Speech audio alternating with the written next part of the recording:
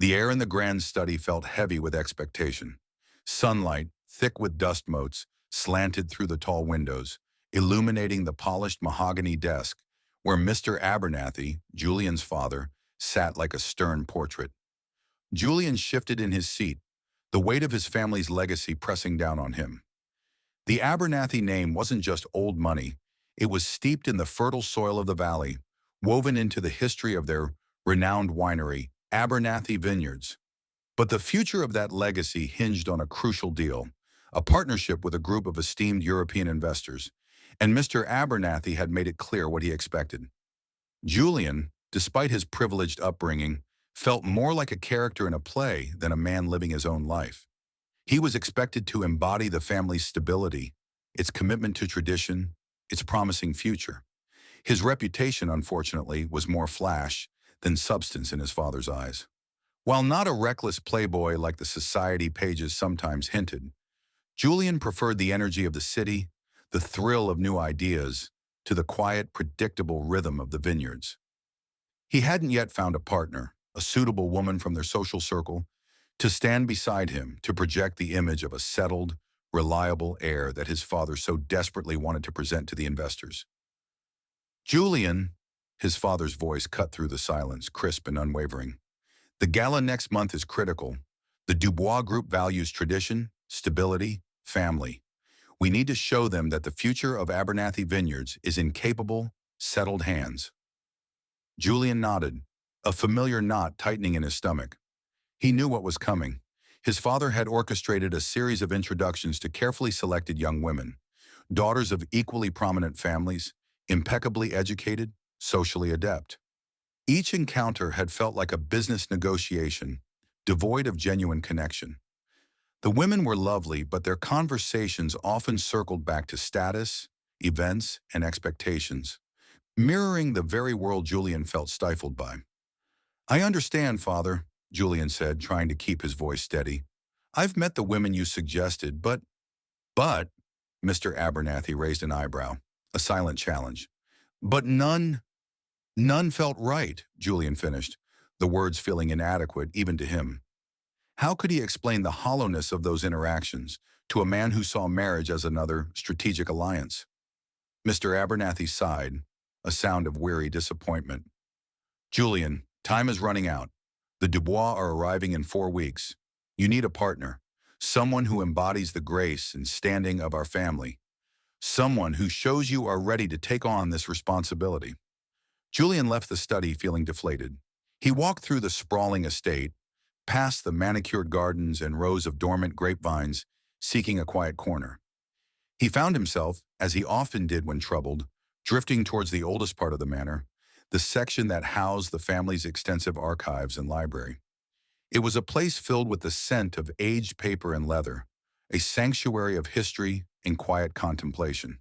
This section of the estate was overseen by Clara. She wasn't part of the household staff in the usual sense. Her family had been the keepers of the Abernathy records for generations, a quiet, dedicated lineage devoted to preserving the family's history. Clara herself was a woman of quiet intensity. She moved through the vast rooms with a purpose, her dark hair often escaping the clip at her neck, her hands smudged with ink or dust. She was intelligent, knowledgeable about the history of the valley and the vineyards in a way that Julian, despite his name, could never match. She wasn't beautiful in the polished way of the women he was introduced to, but there was a genuine spark in her eyes when she spoke about the old journals or the lineage of a particular vine. Julian paused in the doorway of the main archive room. Clara was perched on a rolling ladder, carefully placing a heavy, leather-bound volume onto a high shelf. The late afternoon sun caught the dust motes swirling around her. There was a dignity in her focus, a quiet strength in her concentration. An impulsive, almost absurd idea sparked in Julian's mind. It was unconventional, perhaps even reckless, but the pressure felt suffocating, and conventional solutions had failed him.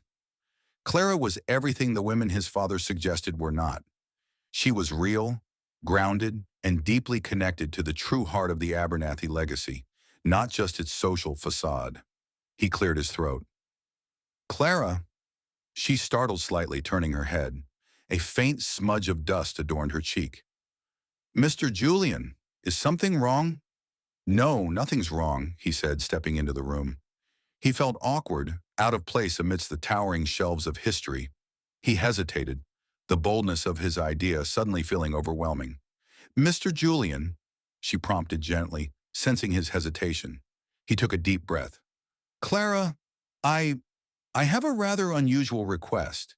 It's about the gala next month for the Dubois investors. She descended the ladder slowly, her expression curious but calm. Yes, I've seen the preparations underway.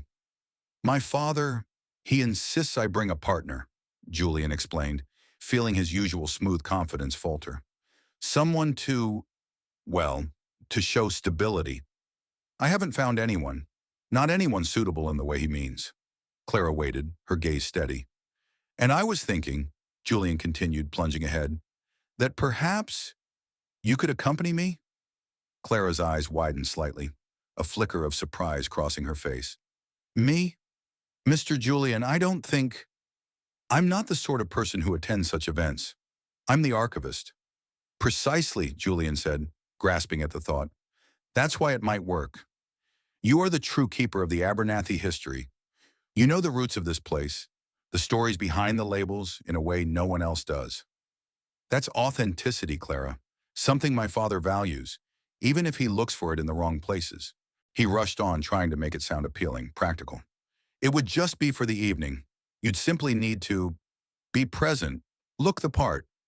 My father needs to see me with someone who projects, well, not necessarily wealth or social standing, but something real.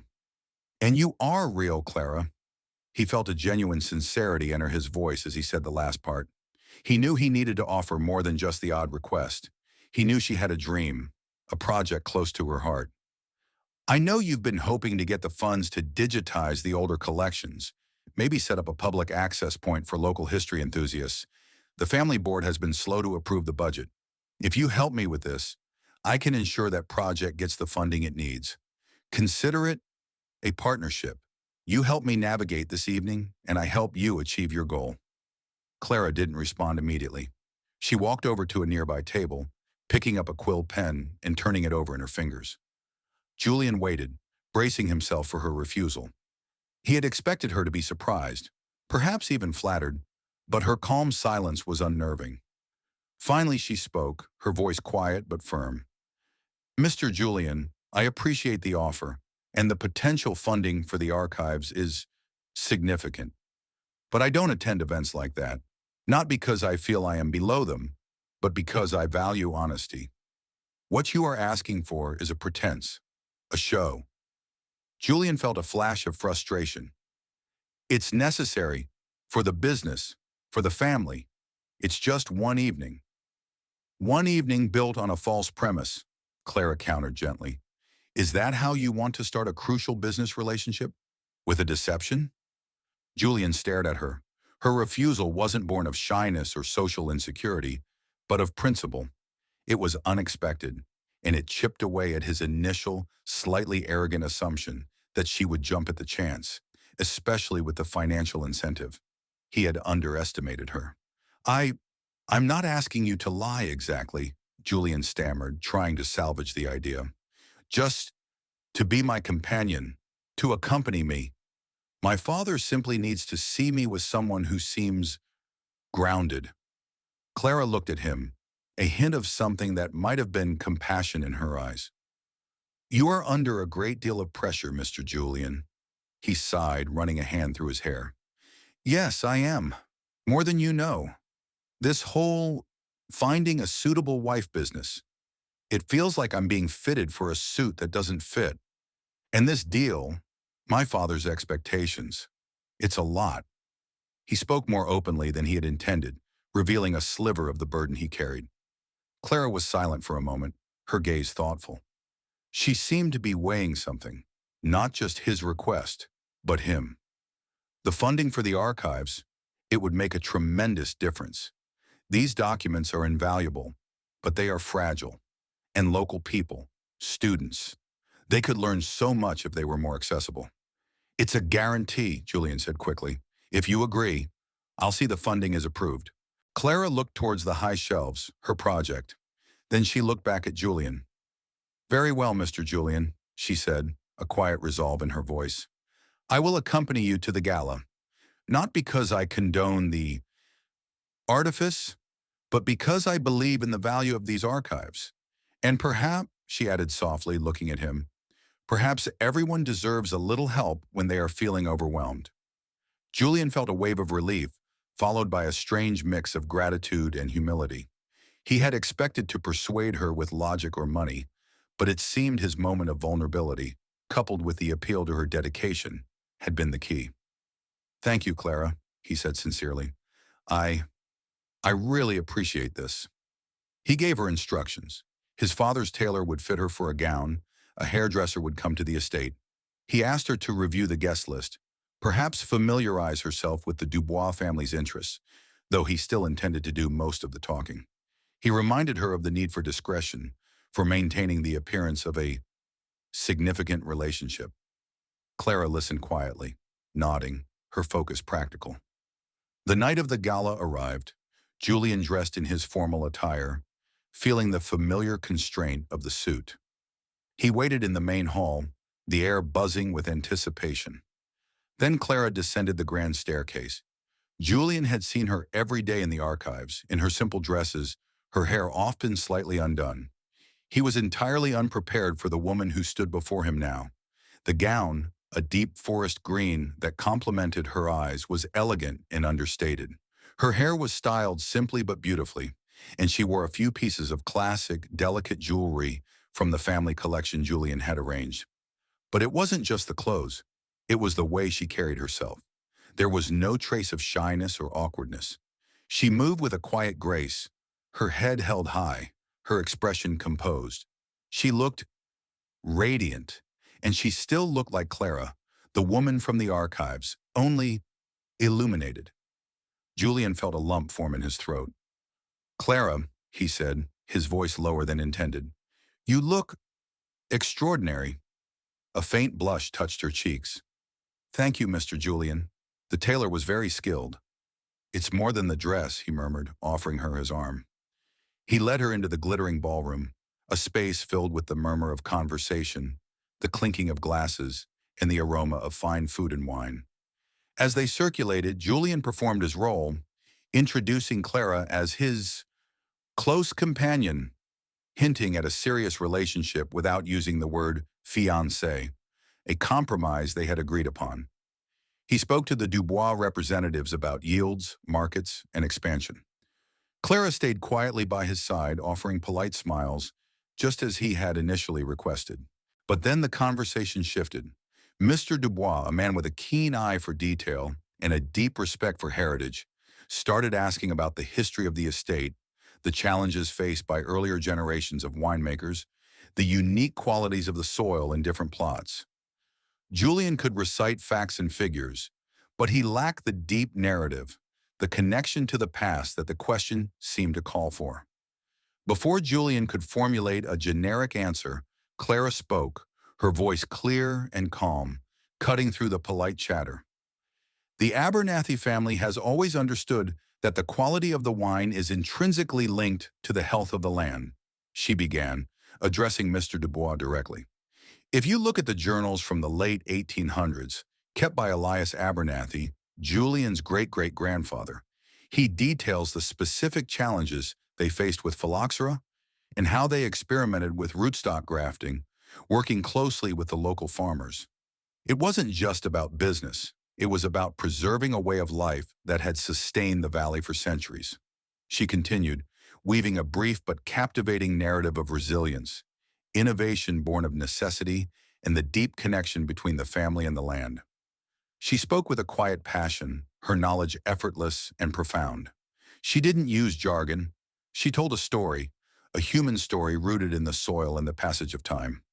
Julian watched, mesmerized. This was the Clara he knew, the keeper of stories, but seeing her share that knowledge here, in this setting, with such grace and impact, was astounding. The Dubois group, initially focused on Julian's business acumen, were visibly impressed.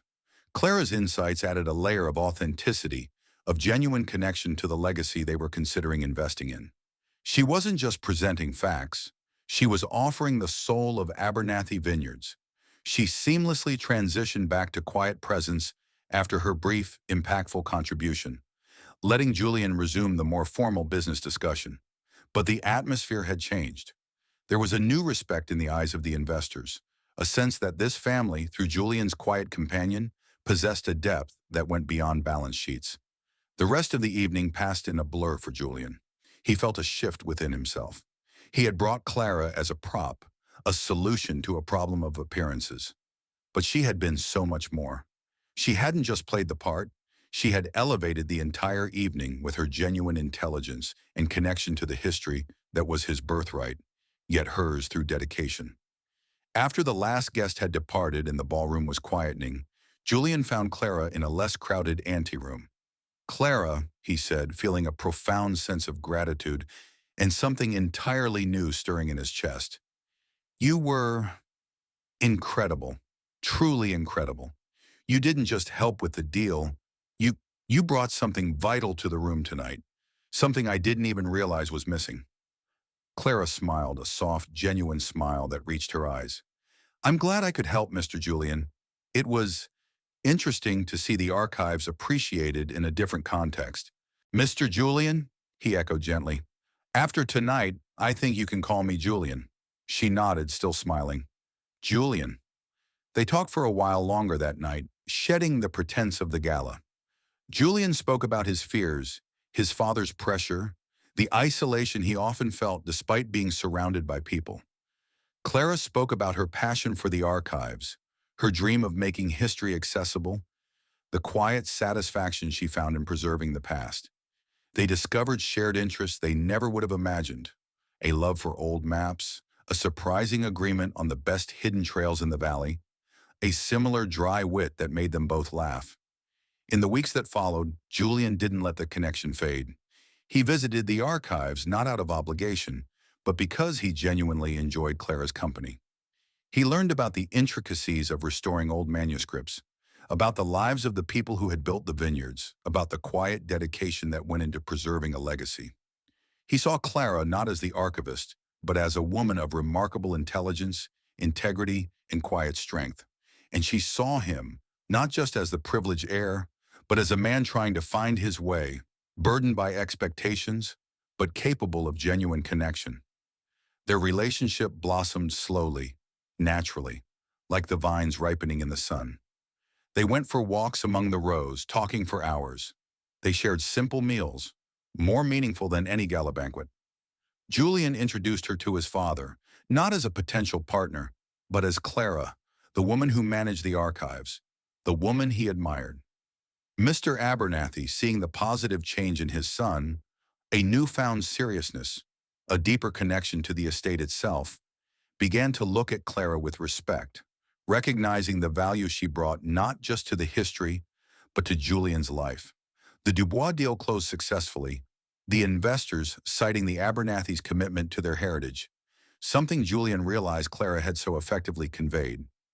Julian kept his promise, ensuring the funding for the archive digitization was approved and taking a genuine interest in the project's progress. One crisp autumn afternoon, standing amidst the vibrant colors of the turning leaves in the oldest part of the vineyard, the part Clara had told him stories about, Julian turned to her.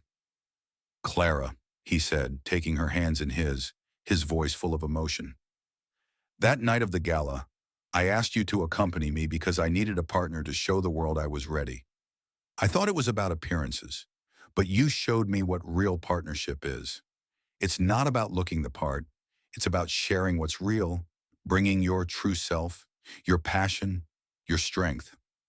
He looked into her eyes, so clear and full of warmth.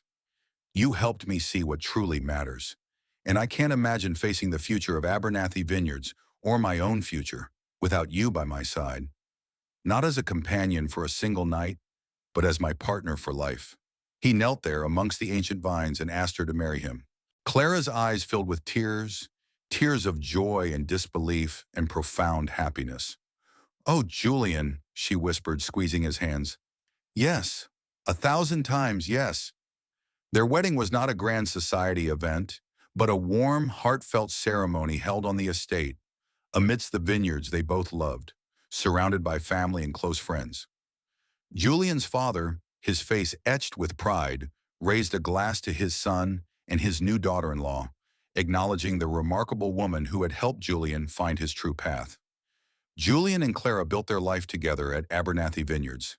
Julian, guided by Clara's deep understanding of the land and its history, became a different kind of leader, one who valued tradition and sustainability as much as innovation and profit. Clara continued her work with the archives, now with full support, creating a vibrant center for local history that connected the community to the estate's past. Their partnership was a testament to the unexpected ways life brings you exactly what you need, often in the most unlikely of packages. Julian, who had once searched for a suitable wife in ballrooms and boardrooms, found true love and his greatest strength in the quiet dignity and profound wisdom of the woman who kept the family stories safe. He had sought an image of stability and found in Clara the real, unwavering heart of it all.